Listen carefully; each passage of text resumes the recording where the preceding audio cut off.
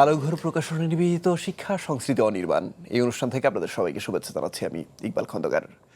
বরাবরের মতোই প্রত্যাশা করছি আপনারা ভালো আছেন। আরও প্রত্যাশা করছি অনুষ্ঠানের শেষ পর্যন্ত আপনারা আমাদের সঙ্গেই থাকবেন। আপনারা জানেন এই অনুষ্ঠানে আমরা কথা বলি আমাদের দেশের বরেণ্য মানুষদের সঙ্গে, জানি তাদের ব্যক্তিজীবনের কথা, জানি তাদের কর্মজীবনের কথা। তারই ধারাবাহিকতায় আজ আমরা যার সঙ্গে কথা বলবো তিনি এস.ডি. রুবেল। তিনি সঙ্গীত শিল্পী, তিনি পরিচালক। কেমন আছেন? ভালো আছি, আপনি ভালো আছেন? ভালো আছি। দুইটা পরিচয় বললাম, কিন্তু এর বাইরেও আপনার অনেকগুলো পরিচয় আছে। সেই পরিচয়ে আস্তে আস্তে যাব। একটু ছোটবেলা থেকে আসি, গতানুগতিক বিষয়, তবু ছোটবেলার কথা মনে হয় শুনতে একটু ভালোই লাগে। কেমন ছিল আপনার ছোটবেলা? ছোটবেলাটা আসলে এই যদি বলি, ছোটবেলাটা অনেক বেশি নিষ্পাপ ছিল, অনেক বেশি সহজ সরল ছিল। আর একটা ছোটবেলা মনে আছে আবার, আমি যখন ধরেন আপনার ফার্স্ট ইয়ারে পড়ি, তখন থেকে আমার মধ্যে আসলে আমি দেশের গান টান করতাম তো অনেক, তো আমার মধ্যে সবসময় স্পষ্টবাদিতাটা এবং দেশের স্বার্থটা সবসময় ফার্স্ট প্রায়োরিটি মনে হয়। তো সেটার জন্য আমি অকপটে সত্য কথা বলতে পারি, এই জিনিসটা ছোটবেলাও ছিল, এখনও আছে। তো দুটোর মধ্যে সিনক্রোনাইজেশনটা চেঞ্জ হয় নাই। তো ছোটবেলায় আপনার কোন কাজটা আসলে প্রাধান্য পেয়েছে? কোন কাজটা বলছি কারণ আপনি গান লেখেন, সুর করেন, আপনি গান কণ্ঠে ধারণ করেন, তারপর ওই লেখক পরিচয়টা তো আছেই, গল্প উপন্যাস ইত্যাদির কথা বলছি। প্রথম আপনার কাছে মনে হয়েছে কোন কাজটা আগে করা দরকার? না, অ্যাকচুয়ালি আমি আপনার ছোটবেলা থেকে আপনার গান গাওয়াটাই প্র্যাকটিস করছি আসলে। হ্যাঁ, আমি চাঁদপুর সঙ্গীত নিকেতন শিল্পকলায় ওখানে প্রায় 7-8 বছর আমার ক্লাসিক্যাল প্লাস সব ধরনের গানই শিখতাম। তারপর আবার ছায়ানটে আপনার নজরুলের কোর্সটা এবং সাথে ক্লাসিক্যাল 5 বছর করেছিলাম। আচ্ছা রুবেল ভাই, সেটা হচ্ছে আপনার যখন প্রতিষ্ঠাকালীন সময়, অর্থাৎ আপনি যখন প্রতিষ্ঠিত, পরিচিত, কিন্তু যেই সময়টা আমরা জানি না, অর্থাৎ আপনি পরিচিত ছিলেন না সেভাবে, বলছি আপনার কৈশোর কিংবা প্রথম তারুণ্য, প্রথম যৌবনের কথা, যখন হয়তো ঘরোয়া অনুষ্ঠানগুলো হতো, হয়তো কোনো একটা কলেজে বা কোনো একটা স্কুলে, ওই সময়টা, অর্থাৎ আপনার স্টেজ শুরুটা জানতে চাচ্ছিলাম কোথায় ছিল? না, শুরুটা আসলে হয়েছিল ওই যখন ক্লাস 6-7-এ পড়ি, তখন থেকেই আসলে আমি তখন খালি গলায় গান টান করতাম। তো ওই চাঁদপুরে আমি তো চাঁদপুরে বড় হয়েছি, তো সেখানে আমাদের এই ডাকাতিয়া নদীর পাড়ে চাঁদপুর সদর, সেখানে খালি গলায় একটু গলা ছেড়ে গানও করতাম ছোটবেলা যেটা হয়। তো সেখানে ওই আমাদের চাঁদপুর আপনার চতুরঙ্গ একটা প্রতিষ্ঠান আছে, তার যে আপনার তখনকার আহ্বায়ক ছিল শিঙ্কু কর্মকার, উনি আমাকে একদিন নদীর পাড়ে গান শুনে বললো, তুমি কি গান করো? তাই বললাম যে আমি এমনি শখ করে গায়ে বাসায় টুকটাক প্র্যাকটিস করি। বলছে তুমি রেডি থেকো, আমরা 21শে ফেব্রুয়ারিতে তোমাকে ডাকবো। তো তখনই আসলে 21শে ফেব্রুয়ারিতে ডেকেছিল। আমি আমার যে শিল্পকলার যে ওস্তাদ ছিল শীতল ঘোষাল, ওনার লেখা সুর এবং মোখলেসুর রহমান মুকুলের লেখা আমার পোষা ময়নাটা আর তো কিছু বলে না, বলে শুধু বাংলাদেশ আমার ঠিকানা, এই নতুন গানটা আমি স্টেজে গাইলাম। সেখান থেকে আসলে চাঁদপুরের উপজেলাগুলোতে, থানাগুলোতে আমার ডাক আসতো, কলেজ টলেজে। ছোট, আমি হাফ প্যান্ট পরা, কিন্তু বড়দের সাথে গান করতাম। আচ্ছা, এখন যদি বড় পরিসরের কথা বলি, সেটা অ্যালবাম। আপনি যেই সময়টা পেয়েছেন তখন ক্যাসেট ছিল। আপনার প্রথম অ্যালবাম ব্যাপক সাড়া ফেলেছিল ওই সময়টায়, কিন্তু সেটা বাজারে আসার পর এর আগেরও তো একটা গল্প থাকে। প্রথম অ্যালবামের আগের গল্পটা আসলে কেমন? না, এটা খুব একটা দামি প্রশ্ন করেছে আসলে। আমি খুব সহজে কোনো কিছুই পাই নাই, হ্যাঁ, সত্যিকার অর্থে বলতে গেলে। তো ধরেন আমি ঢাকা কলেজে কেমিস্ট্রি থেকে মাস্টার্স করেছি, ঢাকা কলেজ থেকে। পরবর্তীতে অবশ্য এমফিল করেছি বিইউপি থেকে। তো যখন আমি ফার্স্ট ইয়ারে ভর্তি হয়েছি, তখন আমি এখানে এই শান্তিনগরে আপনার একটা স্টুডিও ছিল সুরাঙ্গন, এখানে আমি আসতাম। এটা মানাম ভাইদের স্টুডিও ছিল, মনসুর আহমদ সাহেবের স্টুডিও ছিল, ওস্তাদ ছিল উনি মারা গেছেন, মানাম ভাইয়ের বাবা আর কি। তো ধরেন আপনার সে সময় একটা প্রডিউসার ছিল, উনি মাইলসের প্রত্যাশা অ্যালবামটা করেছিল, নিঃস্ব করেছে আমায় কিনি টুর ছিল না। তো উনি আমাকে ওনার সাথে একজন পরিচয় করাই দিল। তো পরিচয় করাই দেওয়ার পর ওনার পিছনে পিছনে আমি স্টুডেন্ট লাইফে আমি হল থেকে আসি, তো ওনার কাছে আসতাম, বলতাম যে আমাকে সুযোগ দেন একটু ভাই, আমি গান করতে চাই। তো গান শুনে উনি আমার গলা টলা পছন্দ করেছে। তো সবচেয়ে দুঃখজনক অধ্যায় হলো, একটা গান উনি আমাকে প্রায় 1 বছর, সোয়া বছরের পরে একটা গান করার সুযোগ দিল। সেটা হচ্ছে যে ভুলে যাওয়া সহজ তো নয়, কি করে বলে ভুলে যাই। তা আমি গাইলাম, গানটা গাওয়ার পর গানটা সবাই পছন্দ করলো। তখন অডিও আর্ট স্টুডিওতে আমি গানটা গিয়েছিলাম, 93-94 দিকে হবে। ছোট্ট আমি, বুঝছেন তো, মানে কলেজ পড়ে মাত্র পাশ করে টোরে আসছি। তো উনি গানটা গাওয়ার পরে উনি ওনার একজন বন্ধু বললো যে না, এই গানটা আমি গাইব। তো পরে উনি না জানিয়ে আমাকে গানটা মুছে দিছে, মুছে দিয়ে ওই ওনার বন্ধুকে গাওয়াইছে। তা আমি বললাম যে ভাই, গানটা মুছে দিলেন আপনি? বললো যে না দেখো, আমার বন্ধু, ও আমাকে বলতেছে ও গানটা করবে, বন্ধুত্বের তো সম্মান একটু রাখতে হয়, তোমাকে আবার গাওয়াবো। তা আমি ভাবলাম যে সোয়া বছর আপনি আমার ঘুরাইলেন, গানটা মুছে দিলেন। হ্যাঁ, তো কষ্ট পেয়েছিলাম। তা ওনার কাছে আর যাইনি। পরবর্তীতে মানাম ভাইদের স্টুডিওতে আমি আমার সুরে এবং লেখা, এবং সায়েম ভাই মিউজিক করেছিল, সায়েম আহমেদ। তো উনি 4টা গান করলো। মনসুর আহমেদ সাহেব চাচা বললো যে তুমি একটা কাজ করো, তুমি 4টা গান করো, তোমার গান যদি কোম্পানিগুলি পছন্দ করে তাহলে হয়তো তোমার ভাগ্যটা খুলে যেতে পারে। তো 4টা গান করলাম। ওনার কথায় আমি নিজেই পরিশ্রম করে বাসা থেকে টাকা পয়সা এনে ওনাদেরকে কিছু দিলাম। ওনারা বললো যে তুমি বাকিটা পরে দিও। 4টা গান নিয়ে আমি একটা কোম্পানিতে গেলাম। তো এটা রাফ ভার্সন ছিল আপনার, মানে সেই কোম্পানি বললো যে মাস্টার করে নিয়ে আসেন, রাফটা ভাল লাগছে না। তো অ্যাজ ইউজুয়ালি আপনার সে বাংলাদেশের বিগেস্ট কোম্পানি ছিল তখন। তো আমি বললাম যে ভাই, এটা তো ওনারা মাস্টার কপি চেয়েছে। তো ওনারা মাস্টার করে দিল। আমি ওনার কাছেও আর গেলাম না, আমি আরেকটা কোম্পানিতে গেলাম, বুঝছেন। সেটা ছিল বেতার জগৎ। তো বেতার জগতে গেলাম। তো উনি আমার 4টা গানের মাস্টার শুনে বললো যে আপনার গান আমরা করব। হ্যাঁ, আপনার ক্যাসেটটা করবো, আপনার খরচ কত? তখন আমি বললাম যে 35,000 টাকা খরচ। তো উনি বলে ঠিক আছে, দিলাম। তো অ্যালবামটা আপনার নীরবে চললো ভালো, মানে ব্যাপক বিস্ফোরণ না, কিন্তু নীরবে কোম্পানি খুব খুশি ছিল। তারপরে আসলে আর পিছনে ফেরার সময় ছিল না, এই আর কি। এই যে পেছনে আর ফিরে তাকাতে হয়নি, কিন্তু পেছনে যে কতটা রাস্তা রেখে আসা হয়েছে সেটা একমাত্র শিল্পী জানেন। আমরা আর আপাতত পিছনে যেতে চাই না। সেই শৈশব থেকে আসলাম, কৈশোর থেকে আসলাম, আপনার সংগ্রামের সময়টা আমরা পার হয়ে আসলাম। এখন প্রাপ্তির সময়ে নিয়ে কথা বলবো। আপনার জীবনের, এমনকি আপনার যারা মানে শ্রোতা আছেন, দর্শক আছেন, তাদেরও যদি আমরা বলি একটা গান দিয়ে যদি আপনাকে চিনতে, একটা গান সব বাদ, সেখানে লাল বেনারসি এই গানটার কথা আসে। এই গানের তো পেছনে একটা গল্প থাকে। আপনি যেটা বলছিলেন যে কোনো কিছু আপনার সহজে হয় না, এমন চমৎকার একটা গানের পিছনে সেগুলো সংগ্রাম থাকতে পারে। তবু একটু শুনবো যে এই গানের পিছনে। এখন যেটা আপনি লাল বেনারসির কথা বলছেন, লাল বেনারসি গানটা তখন আমার অ্যালবামগুলো হটকেক ছিল। তো সঙ্গীতের মালিক বলল যে ভাই, মিল্টন খন্দকার সাহেবের খুব বাজার, আপনি ওনার সুরে কিছু গান করেন। তা আমি বললাম ঠিক আছে, করেন। হ্যাঁ, তো উনি তখন ওনার কাছে আমি গেলাম, বললো যে আপনি 4টা গান করবে, 4টা গান আপনি গেয়ে দিন। মিল্টন ভাইয়ের বাসায় আমি গেলাম। মিল্টন ভাইয়ের বাসায় যাওয়ার পর মিল্টন ভাই আমাকে 4টা গান দিল। হ্যাঁ, এর মধ্যে এই 4টা গান তো লাল বেনারসি গানটাও ছিল, তোমার নীল নীল নীল চোখে ছিল, আমায় ফুলেরা বলল ছিল, আর এত বড় পৃথিবীতে, হ্যাঁ তুমি ছাড়া কেউ নেই আমার। হ্যাঁ, এই 4টা গান ছিল। তো উনি আমাকে আমি বললাম যে মিল্টন ভাই, আপনি যদি কিছু মনে না করেন, আপনি লিখেন, আপনি সুর করেন, তো মিউজিকটা কি আমি আমার মতো করে করতে পারি? তখন মিল্টন ভাই বললো যে হ্যাঁ, করতে পারো।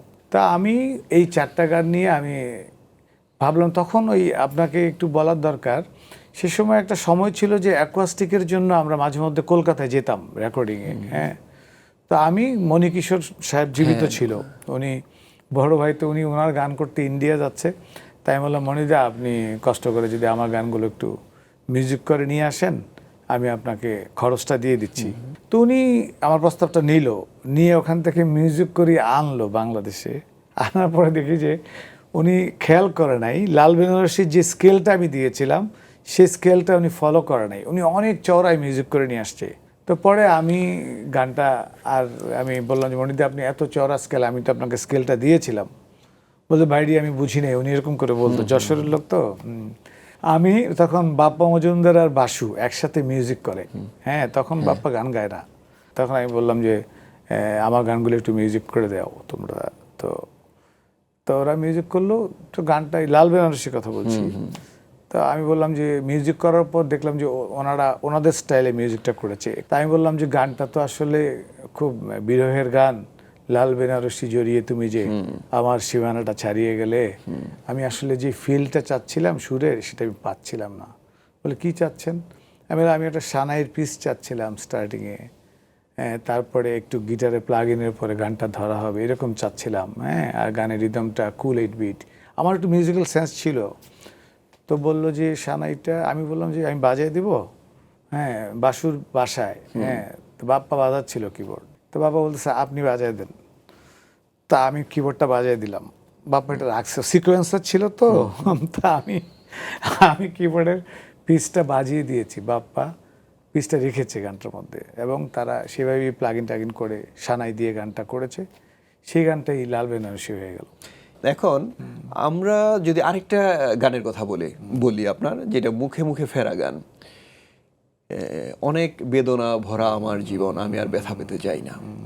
এই গানের পেছনে কি এই ধরনের কোনো গল্প আছে কিনা? এই গানটা প্রণবদা এবং আমার যৌথ সুর করা, বুঝছেন? হ্যাঁ। তো তাপস বিশ্বাস জনকণ্ঠে সাংবাদিক ছিল উনি। তো উনি গান লিখতো মাঝে মধ্যে শখ করে। তো উনি আমারে বলতো যে আমি তোমার গান লিখবো। আমি ভাই লিখেন, অসুবিধা নেই। তো লিখছে, সে প্রণবদাকে দিয়েছে।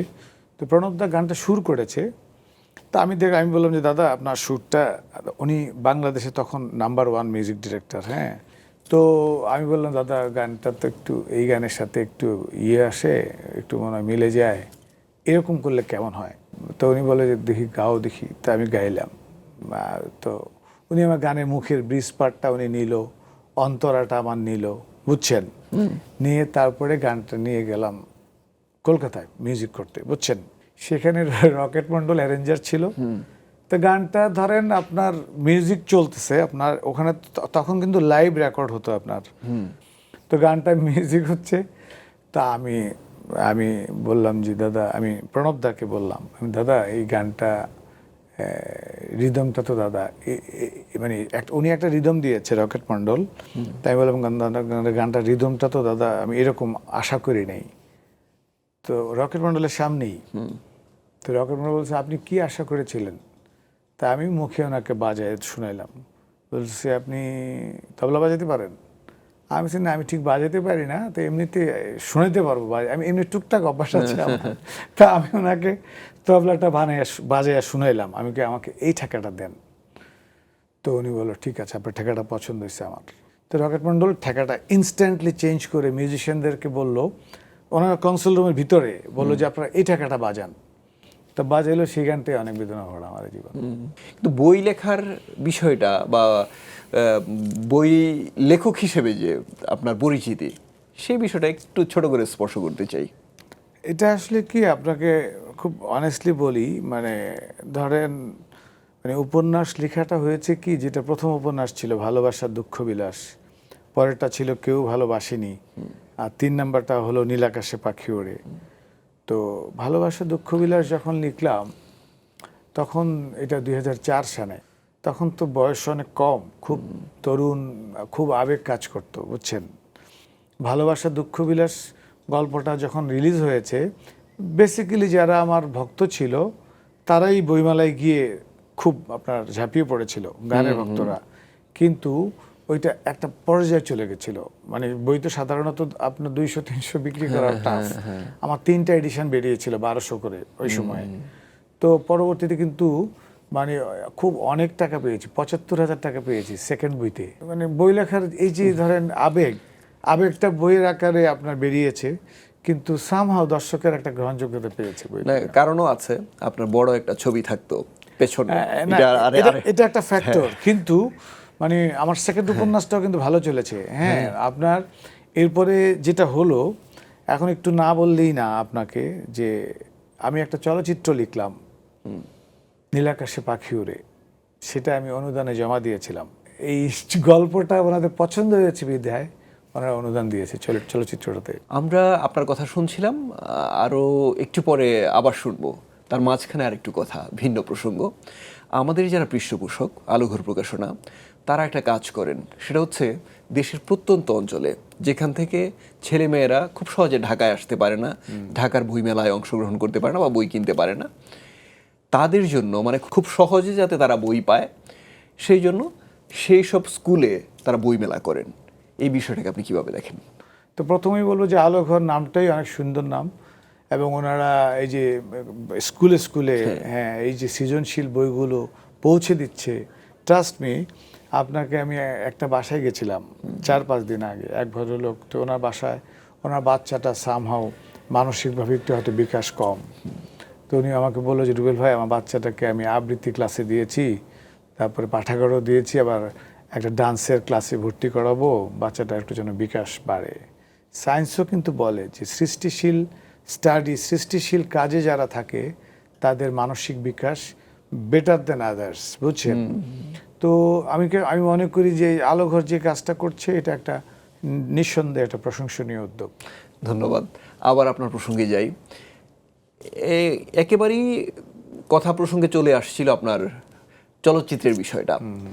আপনি অভিনয় করেছেন সেই সময়ের জনপ্রিয় নায়িকা, প্রিয় নায়িকা শাবনূর, এভাবেই ভালোবাসা হয়, মুনতাজুর রহমান আকবর। নায়ক থেকে বা গায়ক থেকে নায়ক, সেটা আমাদের খুব বেশি হয় না। হয়তো অনেকে অভিনয় করেন কিন্তু হয়তো মূল চরিত্রে আমরা সেভাবে দেখি না। কিন্তু মূল চরিত্রে আবার গানের জায়গাটাও আপনি প্রতিষ্ঠিত, মানে কিভাবে সম্ভব হয়েছিল বা ওই বিষয়টা কেন মাথায় আসলো? না, এটাতে ধরেন কি, এটা তো মুনতাজুর রহমান আকবর সাহেবের পরিচালনায় ছিল, এভাবেই ভালোবাসা হয়। আর পিটার চৌধুরী, মন্টু ভুইয়া, হাবিবুর রহমান, হ্যাঁ, তো ওনারা প্রযোজনা করেছিল। তো আসলে ওই ওনার প্রযোজকরা বলল যে আপনি, তখন আমার প্রায় 1100-1200 গান বেরিয়ে গেছে। তো অত্যন্ত শ্রদ্ধেয় পরিচালক এহত শ্যাম সাহেব শেরাটনে ফার্স্ট আমাকে বলেছিল চলচ্চিত্র করার জন্য। হ্যাঁ, আচ্ছা। তো আমি একটা প্রোগ্রামে গান করতে গেছিলাম, বিনোদন বিচিত্রার প্রোগ্রামে। তখন প্রোগ্রামটা ছিল শেরাটন হোটেলে, হ্যাঁ, তখন কন্টিনেন্টাল ছিল না। তো আমি গেছি, তো উনি গান করার পর বলে যে তুমি নায়ক হও না কেন, তুমি তো নায়ক হবা। তো উনি এই স্বাস্থ্য, আপনি দেখেছেন কিনা জানি না, হ্যাঁ, তো উনি এই স্বাস্থ্য আর ওনার নামের উপর তখন আমরা ফ্যান সবাই। তা আমি বললাম যে, বলছি তুমি আমার চলচ্চিত্র করো, আমি একটা ছবি বানাচ্ছি চান্দা, তুমি আর শাবজান তুমি অভিনয় করো। তা আমি, এখন উনি তো মনে করেন মোগল, আমি তো তখন নবাগত, বুঝছেন না? আমি তো ওনার সামনে একরকম মানে কথা বলতে ইতস্তত বোধ করছিলাম। তো আমি বললাম যে আমি আপনার সাথে, আপনি যদি সময় দেন আপনার সাথে আমি দেখা করব। তা আমি ওই দিন প্রোগ্রাম করে বাসায় আসছি। আসার পরে আমি পরের দিন, উনি সময় দিয়েছে, আমি গেছি গুলশানে ওনার সাথে দেখা করতে। তো আমি যাওয়ার পরে ওনাকে আমি গিয়ে দেখি যে উনি ওখানে বাসায় উনি মানুষজনের সাথে কথা বলতেছে, আসো আসো আমাকে বললো। তো আমাকে বললো যে দেখি যে শাবজান বসে আছে, হ্যাঁ। তা আমাকে বলে যে তুমি চান্দা ছবিটা আমি পাকিস্তানে এটা রিমেক করব, তুমি নায়ক হও, তোমাকে ভাল লাগবে ছবিটাতে। তো আমি বললাম, গুরুজি আপনি আমাকে ডাকছেন, এটা আমার জন্য অনেক বড় সৌভাগ্যের বিষয়, কিন্তু আসলে আমি ভাবছি যে আমি এখন গান করছি, গানে আমার একটু অডিও মার্কেটে জনপ্রিয়তাও এসছে। তো এখন আমি ভাবছি আমি যদি গান থেকে নায়ক হই তাহলে তো যদি ভালো না হয় তাহলে তো একটা রিস্ক হয়ে যায়, আমাকে করা ঠিক হবে? কেন কিন্তু সারা পৃথিবীতে করছে, উনি বলল। তাহলে আমি ভয় পাচ্ছি যদি আমি ফেল করি তাহলে তো মাঝখানে পড়তে হবে। তো উনি আমার দিকে, ওনার চোখগুলো এত বড় বড় ছিল, হ্যাঁ, আমার দিকে এভাবে তাকে আছে, তুমি মনে হয় একটু দোদুল্যমনতায় ভুগছো, তো তুমি চিন্তা করে দেখো, হ্যাঁ ঠিক আছে, তুমি এটাও খারাপ বলো নাই, দুই দিকে না যেয়ে একদিকে যাই ভালো। তা আমি ওনার সাথে বিনয়ের সাথে ওনাকে সালাম টালাম করে আমি বললাম আমাকে দিয়ে গান করেন, আমি বলে বিদায় নিয়ে আসছি। এরপরে কিন্তু 10 বছর পরে কিন্তু আমি আপনার এই প্রযোজকের কথা বললো যে আপনি তখন ছবি, এটা আবার পত্রিকায় এসেছিল, বুঝছেন, তখন আপনি এখন চলচ্চিত্র করতে পারেন, আপনার জন্য একটা এক্সপেরিমেন্ট হবে। তো প্রযোজকদের কথা আমি কনভিন্স হয়েছিলাম, ভাবলাম, আর শাবনূর তখন নাম্বার 1 নায়িকা। তো ছবিটা করলাম, ছবিটা হলে গিয়ে মানুষ দেখেছিল, হলে কিন্তু খুব মানে ব্যবসা সফল ছবি ছিল এভাবেই ভালোবাসা, যদিও আমার প্রথম ছবি, তবু মানে দর্শক কিন্তু খুব ভালোভাবে অ্যাকসেপ্ট করেছিল।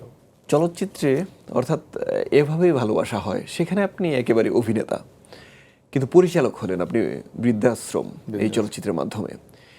পরিচালনা করা, তাও চলচ্চিত্র, নাটক না কিন্তু চলচ্চিত্র, একটা বিশাল ব্যাপার। সেখানে আবার আপনার অভিনয় করা, তাও এই সময়ে যারা জনপ্রিয় অভিনেতা অভিনেত্রী তাদের নিয়ে, এই বিষয়টার প্রস্তুতি কেমন ছিল বা এই চলচ্চিত্রের প্রস্তুতিটা কেমন ছিল? ধরেন এটারও একটা ব্যাকগ্রাউন্ড আছে কিন্তু, হ্যাঁ। আমি চাঁদপুরে যখন ছিলাম, 9-10 যখন পড়তাম, তখন অনন্যা গ্রুপ থিয়েটারের মেম্বার ছিলাম 3-4 বছর, মানে ইন্টারমিডিয়েট পাস করা পর্যন্ত। তারপরে আমার একটা ছোট্ট একটা বিজ্ঞাপনী সংস্থা আছে, হ্যাঁ। সেখান থেকে আমি অনেক আপনার সোশ্যাল অ্যাওয়ারনেস বিজ্ঞাপন তৈরি করেছি আমি, এবং অনেক নাটকের প্রযোজকও আমি, হ্যাঁ, যেটা বিভিন্ন ডিরেক্টররা আমার সাথে থেকে পরিচালনা করেছে, প্রযোজকও ছিলাম আমি। আমার গানও গেছে সেখানে, আপনি মনে আছে কিনা, আমি পারবো না কিছুতেই তোমাকে ভুলে যেতে, এটা নাটকের গান ছিল। টনি ডায়েস আর ঈশিতা গিয়েছিল, তারপরে আপনার তারিন এবং মাহফুজ গিয়েছিল একদিন তুমি কাঁদবি, ভালোবাসতে গিয়ে দেখবে যখন আর আমি নেই। তারপরে রিয়াজ পূর্ণিমা গিয়েছিল যে কাছে কি বা দূরে, যেখানেই থাকো না কেন তুমি আমার। তো সব কিছু মিলিয়ে বললাম যে একটা স্ট্রং ব্যাকগ্রাউন্ড কিন্তু আমার কালচারাল ব্যাকগ্রাউন্ড আসলে ছোটবেলা থেকেই ছিল। আমি বললাম যে গ্রুপ থিয়েটার করতাম, মঞ্চে আমি 3 বা 4 নাটক করেছি। তো ফাইনালি বৃদ্ধাশ্রমটা যখন আমি করলাম, এটার মানসিকতাই ছিল আমার, আমি কিন্তু গল্পটার মূল পরিকল্পনাকারী আমি, হ্যাঁ, যে সমাজে বিভিন্ন রকমভাবে বৃদ্ধ হয়ে গেলে বাবা মারা আপনার অনেক সময় ধরেন আমাদের মতো সন্তানদের কারণেই বাবা মারা তাদের ফ্যামিলি লাইফ থেকে বঞ্চিত হয়। এটা আমাকে পত্রপত্রিকায় অনেক নিউজ হয়, তো এটা আমাকে হার্ট করে। তা আমি চিন্তা করলাম যে বৃদ্ধাশ্রম একটা চলচ্চিত্র হলে অ্যাটলিস্ট সাধারণ মানুষ জানতে পারবে, সচেতন হবে, সেটাকে ভেবেই পরিকল্পনা করেছিলাম।